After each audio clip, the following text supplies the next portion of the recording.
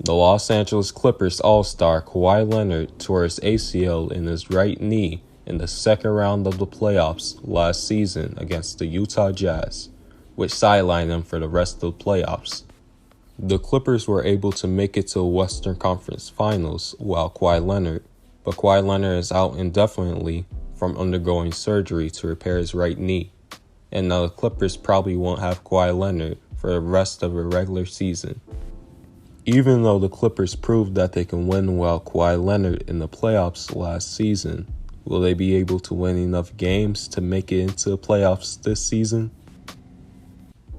The Clippers have somewhat of the same roster from last season, with exceptions of signing Isaiah Hartenstein, Justice Winslow, and trading for Eric Bledsoe.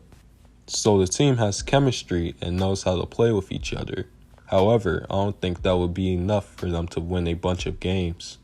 Sure, they have an all-star in Paul George, who averaged 23.3 points and a career-high in assists with 5.2 last season. But I don't think he will be able to score enough to help the team win games. And if he can, it might cause him to suffer an injury from playing a lot of minutes to help the Clippers win. Reggie Jackson showed people that he can be one of the go-to guys while Kawhi Leonard is out, from Reggie Jackson scoring 17.8 points in the playoffs. But will he be able to score on a consistent basis to take some stress off of Paul George? The Clippers also have a lot of good players on their team, like Terrence Mann, who hasn't reached his full potential yet, a three-point specialist in Luke Kennard, and a player that does a little bit of everything in Nicholas Batum.